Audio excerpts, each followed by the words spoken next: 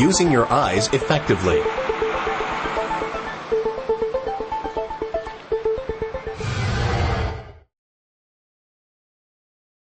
Using your eyes effectively while driving. Welcome to Using Your Eyes Effectively While Driving. We're going to explore the fascinating world of visual perception. And we'll answer questions like, what's the difference between the two types of information our eyes provide us with? Where on the driving scene should a driver concentrate most of his or her attention? And what's the effect of alcohol on a driver's visual perception? The answers to these questions and more in Using Your Eyes Effectively While Driving. The skill of safe driving is mostly in your mind, how well you think about what's going on around you. To think clearly and react quickly, you need information, and most of that information comes to you through your eyes. It's called visual perception, and it means your ability to notice many things at once. To get the right information to the brain, a driver's eyes have to move constantly, picking out the appropriate parts of the driving scene at the right time. How can you make sure you're using your eyes right when you drive? First, let's take a look at how a driver's eyes work. There are two types of vision, central and peripheral. Our central vision is concentrated in the spot that covers about 3 degrees of our visual field. Peripheral vision, or side vision, covers the rest. Central vision is a very small area in the middle of your total field of vision. But central vision allows us to make some very important driving judgments, like estimating distance and reading details in the traffic scene. Our peripheral vision, or side vision, is not as sharp as central vision, but it is more sensitive to light and motion.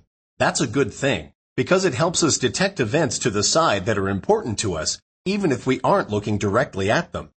Events like cars entering our field of vision from the side, or warning lights on ambulances, police cars, and other emergency vehicles. Central vision plus side vision make up the entire visual field, the main source for the information that every driver needs for safe driving. Most driver mistakes are caused by bad habits in the ways they use their eyes. Let's take a look at the best way to make our visual perception work for us when we're driving, because how you use your eyes will determine how safely you drive.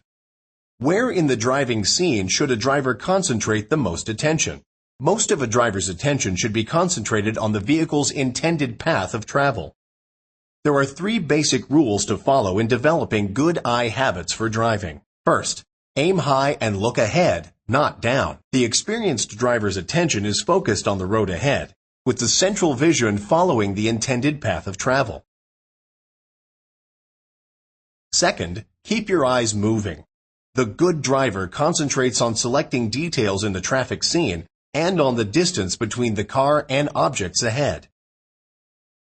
Third, get the big picture. Search the whole scene, not just part of it. Check the rearview mirrors to see ahead and behind you. As you approach an intersection, watch for vehicles and pedestrians moving in all directions, for traffic control devices, and for anything else that might block your vision or otherwise increase risk. Now let's see how these rules work in some actual driving situations. Driving is primarily a task of information processing, but in order for us to learn what visual cues are important for driving, we must be able to describe the driver's visual search process. This is a representation of a driver's visual field. The oval area in the middle of the field represents central vision. The grayed area surrounding the oval represents side vision. When we drive, our eyes move in a series of rapid, jerky movements. Between each movement, the eye pauses for a fraction of a second, then darts to another part of the scene. These pauses are known as fixations. Now, even though these fixations are very short, they give the driver's brain time to gather important information from the eye's image of the driving scene.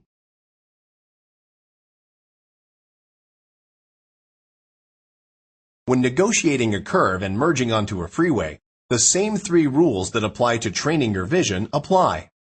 First, aim high and look ahead, not down.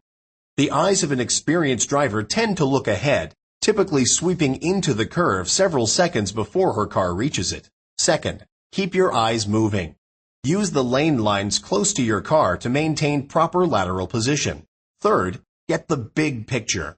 Your eyes select important clues as to how to maneuver the car, the curvature of the road, the condition of the curve, and the speed and direction of other traffic. Merging is another potentially difficult maneuver. A good driver starts sampling the conditions in the stream of traffic 10 seconds before reaching the merge point. In a merge situation, experienced drivers maintain lane position by glancing momentarily to the right side of the road. They always maintain an awareness of other traffic patterns developing around them. Train your eyes to follow the 3 rules. Aim high and look ahead, not down. Keep your eyes moving. And get the big picture. Keep these rules in mind whenever you drive, and your eye habits will improve.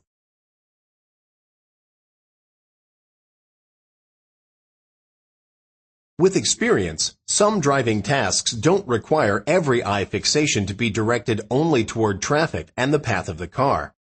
For example, a driver may be concerned with avoiding a pedestrian, but can still maintain control of the vehicle with only very brief glances at the intended path of travel. Experienced drivers develop the ability to use side vision to judge distance.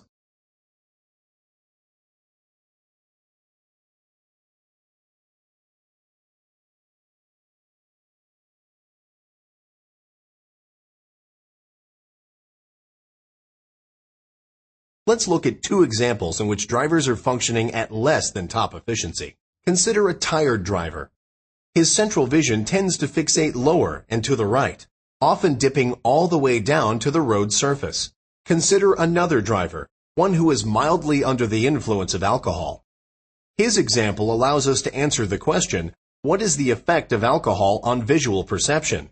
Even though he isn't legally drunk, after only a few drinks, the effects of alcohol on his eye habits are readily noticeable. His concentration is failing. His eyes are staring straight ahead. His central vision is stuck squarely on the surface of the road. He notices nothing to either side. This is a very dangerous situation, both for himself and every other driver on the road. New drivers can train themselves to have good eye habits and effectively search the driving scene for important information that will allow them to drive more safely. To train yourself to use your eyes properly while driving, you must follow our 3 rules. First, aim high and look ahead. Give yourself a visual lead time of at least 20 to 30 seconds. That's about 2 city blocks at 30 miles per hour, 4 at 55. Second, keep your eyes moving. Roadway and off-road conditions are constantly changing. Search the scene for clues to these changes. Stay alert for changes on the roadway or potentially dangerous conditions that might require you to readjust the speed or position of your car. And third, get the big picture. Search the whole scene, not just part of it. Scanning helps you gather more information and keeps your mind engaged on the traffic scene, which reduces boredom and fatigue. Scanning also means checking your rear view and side view mirrors at least once every block in the city and once every 5 seconds in heavy traffic. Because of blind spots to the rear of and behind your vehicle, head checks are an important part of the scanning process. Always return your central vision to your intended path of travel and use your side vision for information along the edges of the traffic scene. That wraps up our presentation on visual perception.